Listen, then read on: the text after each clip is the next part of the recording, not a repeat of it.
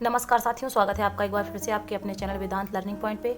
आज आप सभी के लिए डीएलएड सेकेंड ईयर की 7वें प्रश्न पत्र पर्यावरणीय अध्ययन शिक्षण की इकाई नंबर 3 पर्यावरण अध्ययन का शिक्षण और आकलन के कुछ दीर्घोत्तरीय और लघुत्तरीय प्रश्न हैं। टॉपिक बहुत ही ज़्यादा इंपॉर्टेंट है, ध्यान से देखिएगा और चैनल पे नए हो तो सब्सक्राइब कर लीजिएगा। आइए शुरू करते हैं।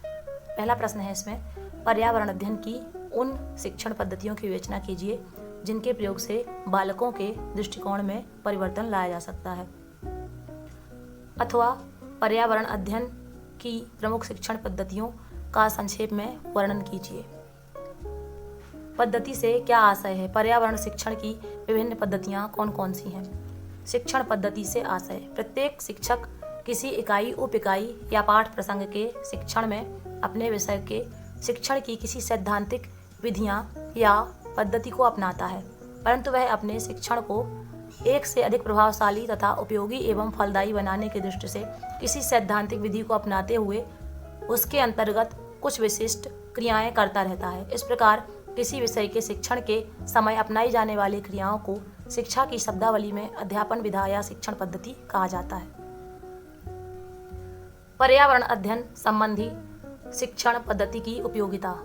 पर्यावरण संबंधी शिक्षण पद्धतियों की उपयोगिता को निम्नलिखित बिंदुओं में स्पष्ट किया जा सकता है। रोचक बनाने में सहायक। यह आवश्यक है कि प्रत्येक शिक्षण विधि रुचिकर होनी चाहिए। इसके लिए कहानी विधि को अत्यधिक रुचिकर माना जा सकता है, लेकिन ऐसा भी नहीं है कि मात्र किसी वस्तु को कहानी के रूप में प्रस्तुत कर देने से ही उसमें रोचकता आ जाती है। अतः कहानी को अत्यधिक रोचक एवं प्रभावशाली बनाने में कुछ विशेष प्रकार की क्रियाएं सहायक होती हैं, जिसके अंतर्गत कहानी विधि को अपनाया जाता है। इस प्रकार किसी शिक्षण पद्धति को रोचक बनाने में अध्ययन संबंधी क्रियाएं सहायक एवं उपयोगी हैं। सहायक प्रणाली के उपयोग में सहायक। पाठ्य वस्तु को रोचक बनाने के लिए सहायक सामग्री का उपयोग किया जाता है, लेकिन सहायक सामग्री का उचित समय पर प्रयोग करना एक विधा है जिसको किसी भी अध्यापन विधियों में प्रयोग में लाया जा सकता है। छात्र की सक्रियता में सहायक। प्रमुख आधुनिक शिक्षा शास्त्रियों का मत है कि अध्ययन तथा अध्यापन में छात्र की सक्रियता महत्वपूर्ण है, क्योंकि अधिगम की प्रक्रिया में छात्र जितना अधिक सक्रिय एवं जागरूक होगा उतना ही वह शीघ्र तथा स्थायी अनुभव प्राप्त करेगा। निश्चित उद्देश्यों की पूर्ति में सहायक। मुख्य रूप से शिक्षण का लक्ष्य उद्देश्यों की प्राप्ति करना है, क्योंकि कोई भी शिक्षण पद्धति उस समय तक सफल नहीं मानी जा सकती जब तक कि उद्देश्यों की पूर्ति नहीं हो जाती है। उद्देश्य की पूर्ति की दृष्टि से प्रत्येक शिक्षण विधि उसके अंतर्गत प्रयोग की जाने वाली विधाओं पर आधारित रहती है। ज्ञानेंद्रियों के प्रयोगों में सहायक। सदैव ऐसा देखा जाता है कि व्यक्ति सुनकर, छूकर, देखकर या किसी क्रिया के द्वारा अनुभव प्राप्त करता है। इसके साथ ही ऐसा भी पाया जाता है कि कोई व्यक्ति किसी बात को सुनकर अच्छी प्रकार से समझ लेता है। इस प्रकार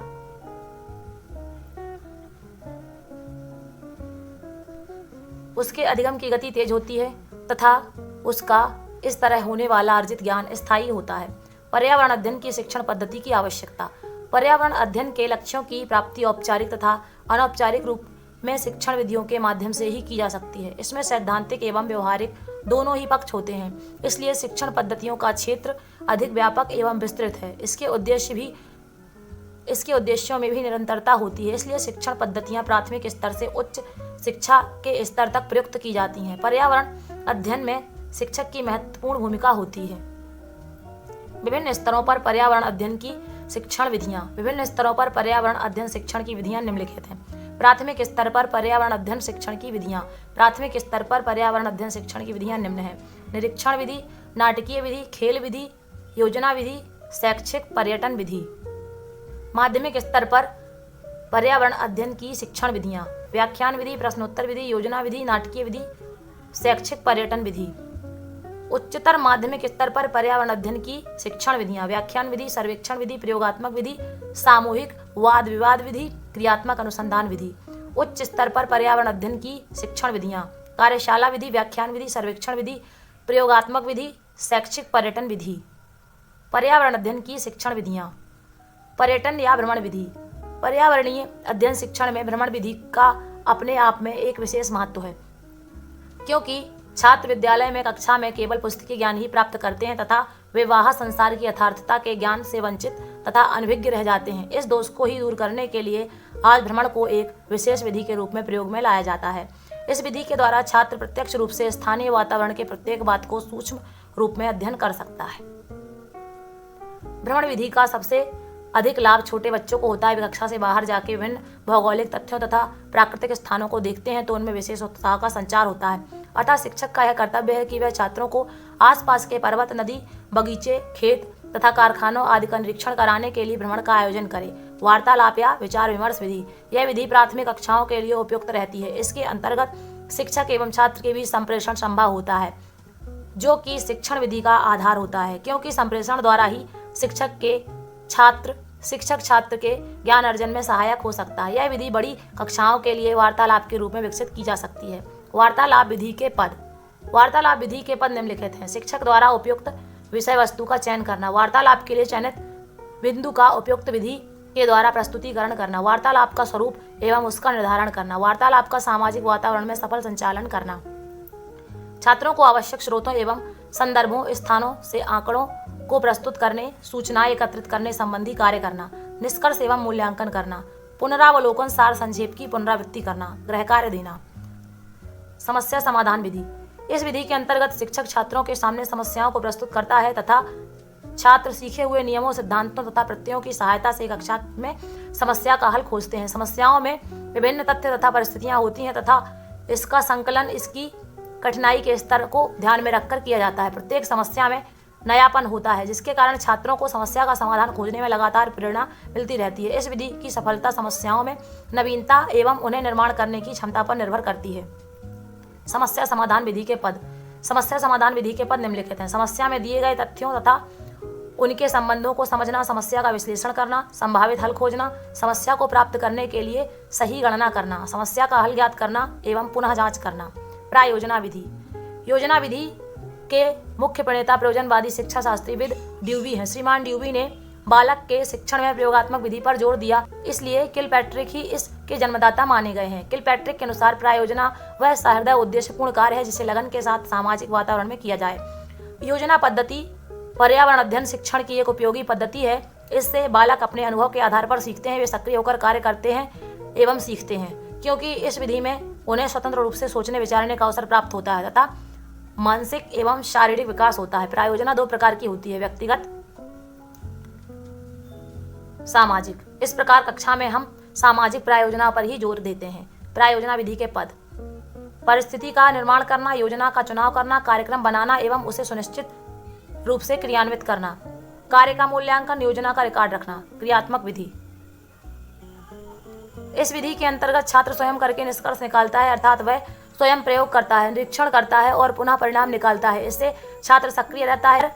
स्कूल के अंदर, परिवार, समाज या किसी भी सामुदायिक जगह पर छात्र अपने प्रयोग को सुसंगठित एवं व्यवस्थित कर सकते हैं। क्रियात्मक विधि के पद निम्नलिखित हैं। क्रियात्मक कार्य छात्रों के मानसिक स्तर के अनुरूप लें।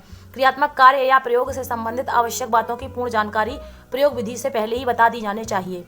छात्र को स्वयं ही कार्य करना चाहिए, जैसे निरीक्षण कर रेखाचित्र एवं आंकड़े, परीक्षण कर तालिका तैयार करना तथा रिकॉर्ड लेना, परिस्थिति एवं आवश्यकताओं से समायोजन करना चाहिए तथा निर्धारित प्रारूप, उद्देश्य, विधि, अवलोकन, निष्कर्ष, प्रयोग संबंधी चित्र इत्यादि नामांकित होने चाहिए। इस विधि के माध्यम से चार्ट, ग्राफ आदि भी पूर्ण होंगे तो इनका पूर्ण रूप से सदुपयोग होता रहेगा।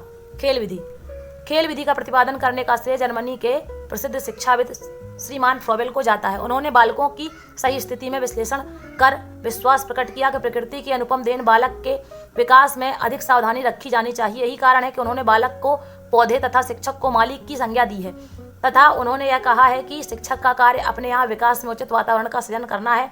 इसके अतिरिक्त शिक्षा की क्रिया में सुविधा होनी चाहिए, जिससे बालक अपनी स्वाभाविक क्रिया का उपयोग करके नई नई बातें सीख सके।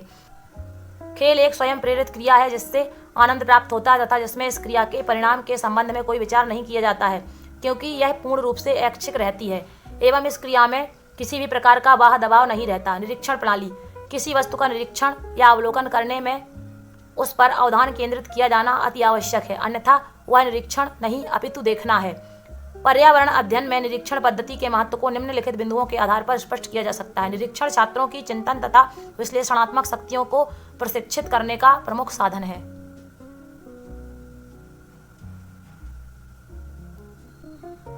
निरीक्षण के माध्यम से रुचि व जिज्ञासा जागृत होती है तथा छात्रों में ज्ञान प्राप्त करने हेतु उत्साह का संचार होता है। स्थूल वस्तुओं तथा वास्तविक घटनाओं व क्रियाओं का ज्ञान प्राप्त करने के लिए निरीक्षण विधि सर्वाधिक प्रभावशाली है। निरीक्षण शिक्षक के लिए विभिन्न प्रकार की सूचनाओं का संकलन करने तथा छात्रों को प्रशिक्षण देने के साधन है। विचार विमर्श विधि, इस विधि द्वारा पर्यावरण के अनेक प्रकरणों का शिक्षण सफलतापूर्वक किया जा सकता है। विचार विमर्श किसी समस्या के विभिन्न पहलुओं पर किए गए विचारों के परस्पर आदान प्रदान की प्रक्रिया है। किसी समस्या को प्रस्तावित करके बालकों को अध्ययन हेतु पर्याप्त समय दिया जाता है। अध्ययन हेतु विभिन्न संदर्भों ग्रंथों की सूची भी दी जाती है। शिक्षक के कुशल निर्देशन में समस्या के विभिन्न पहलुओं पर पारस्परिक विचार विमर्श किया जाता है। इस विधि के माध्यम से छात्रों में स्वाध्याय व स्वतंत्र चिंतन का विकास होता है। उनमें आत्मविश्वास व आत्मनिर्भरता की भावना का भी विकास होता है। पर्यावरणीय शिक्षण में चिंतन व सजगता को विकसित करने में सफलतापूर्वक व प्रभावी रूप से इस विधि का प्रयोग किया जा सकता है। अगला प्रश्न है, शैक्षणिक भ्रमण से आप क्या समझते हैं? शैक्षणिक यात्रा का आयोजन किस प्रकार किया जाता है? शैक्षिक भ्रमण, पर्यावरण अध्ययन शिक्षण में शैक्षिक भ्रमण का अत्यधिक महत्व है। कक्षा में हमें विभिन्न नमूने, प्राकृतिक प्रदर्शन एवं अन्य शैक्षणिक सामग्री के माध्यम से बालक में सही प्रत्ययों के निर्माण में सुविधा का अनुभव करते हैं। ऐसी स्थिति में शैक्षणिक भ्रमण के माध्यम से प्राप्त शैक्षणिक अनुभव अधिक प्रभावशाली सिद्ध होते हैं। इनका प्रभाव पर्यावरण अध्ययन की विषय वस्तु सीखने में प्रयोगों एवं प्रदर्शनी से अधिक महत्वपूर्ण है। शैक्षणिक भ्रमण में बालक प्रकृति के संपर्क में आता है और विभिन्न जीव जंतुओं का अध्ययन पर्यावरण में प्राकृतिक रूप से करता है। वह प्रकृति के गूढ़ रहस्यों व रचनाओं का अवलोकन करता है। इससे उनमें पर्यावरण अध्ययन के प्रति रुचि का विकास होता है, सीधे अनुभव प्राप्त होता है, उसकी अवलोकन शक्ति का विकास होता है, उसे विभिन्न इंद्रियों के साथ उपयोग करने की क्षमता प्राप्त होती है।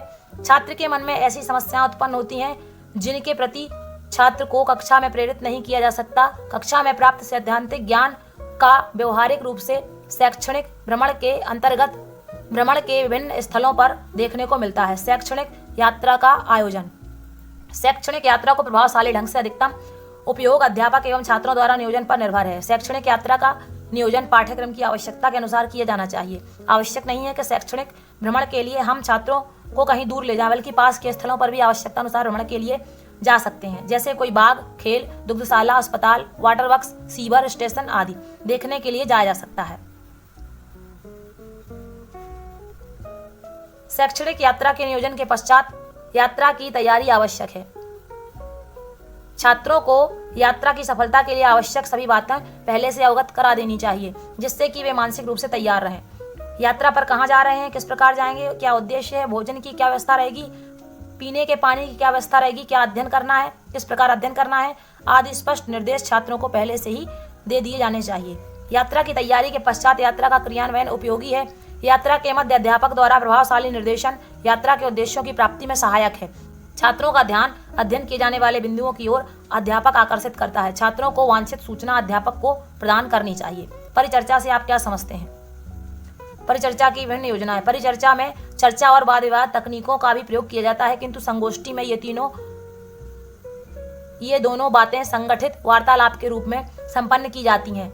इसमें संपूर्ण समूह का प्रयास यह रहता है कि वे मिलजुल कर समस्या समाधान करें। वे किसी बात, तत्व, प्रकरण या समस्या पर सामूहिक रूप से सोचें, विचार करें या समस्या की स्थिति को खोजें। चर्चा का आयोजन निम्नानुसार किया जा सकता है: अनौपचारिक समूह योजना, संस्थागत समूह योजना, सिंपोजियम व पैनल चर्चा, स्वनिर्देशित समूह योजना, सेमिनार समूह योजना। इन सभी का संक्षेप में उल्लेख निम्नानुसार किया जा सकता है। अनौपचारिक समूह योजना, इसमें शिक्षक और शिष्य अपनी समस्याओं पर अनौपचारिक तरीकों से चर्चा करते हैं, वे साथ साथ कार्य करते हैं। इसमें आमतौर पर छात्रों का संपूर्ण समूह गतिविधियों का केंद्र बिंदु बना रहता है। इसमें समूह के सभी व्यक्ति स्वाधीनता के साथ वातावरण का लाभ उठाते हैं। प्रत्येक चुनौती देने, स्पष्टीकरण पूछने, सूचनाएं लेने देने, निष्कर्षों को सूचित करने और समूह के हितों को खोजने का कार्य करता है। संस्थागत समूह योजना, संस्थागत समूह योजना में हम संगठित गतिविधियों का आयोजन नगर सभा, सीनेट, व्यावसायिक संगठन आदि के रूप में करते हैं। पदाधिकारियों का चुनाव किया जाता है। शिक्षक और शिष्य संस्थागत जीवन में भाग लेकर नागरिकता और नेतृत्व के कर्तव्यों को तैयार करते हैं। इसके लिए सिंपोजियम और पैनल चर्चा के तरीकों को अपनाते हैं। स्वनिर्देशित समूह योजना, इस योजना में बालकों को अत्यधिक उत्तरदायित्व सौंपा जाता है और शिक्षक इसमें मात्र रेफरी के रूप में उस समय कार्य करते हैं जब कोई विवाद उत्पन्न होता है जब बालकों के सलाहकार या सुझाव देने वाले के रूप में कार्य नहीं करते।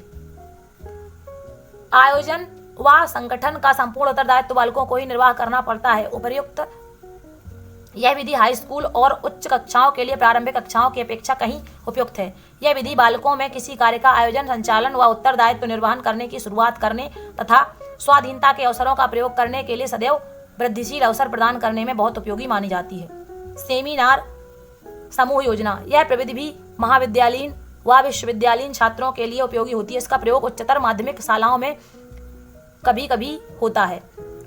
इसकी सबसे बड़ी विशेषता यह है कि इसमें किसी व्यक्ति द्वारा किए गए कार्य का समीक्षात्मक मूल्यांकन सभा में उपस्थित समूहों द्वारा किया जाता है। संगोष्ठी प्रविधि शिक्षण तकनीक के लाभ। बालक शैक्षिक गतिविधियों का आयोजन करना सीखते हैं। सामान्य हितों और उद्देश्यों की खोज की जा सकती है। नेतृत्व की शिक्षा के अभ्यास के लाभ प्राप्त होते हैं। कार्य आरंभ करने की भावना को प्रोत्साहन मिलता है। विचारों की स्वतंत्रता को प्राप्त करना संभव होता है। सूचनाएं व प्रतिवेदन प्रस्तुत करने के लिए योग्यता का विकास होता है। बालकों को यह ज्ञात हो जाता है कि चर्चा, परिचर्चा आदि में कैसे भाग लिया जाता है। निर्णय लेने की क्षमता का भी विकास होता है। सघन अनुभव संभव होते हैं। आत्मविश्वास व स्वावलंबन की भावना जागृत होती है। आगमन व निगमन दोनों ही विधियों की अपनी अपनी विशेषताएं व गुण दोष हैं। ये दोनों एक दूसरे की विरोधी नहीं है किंतु पूरक हैं। फिर भी आगमन विधि निगमन विधि से अधिक उत्तम, अधिक लाभप्रद है। इस तरह से ये आपका टॉपिक पूरा हुआ। देखने के लिए आप सभी का धन्यवाद। आप सभी का दिन शुभ हो।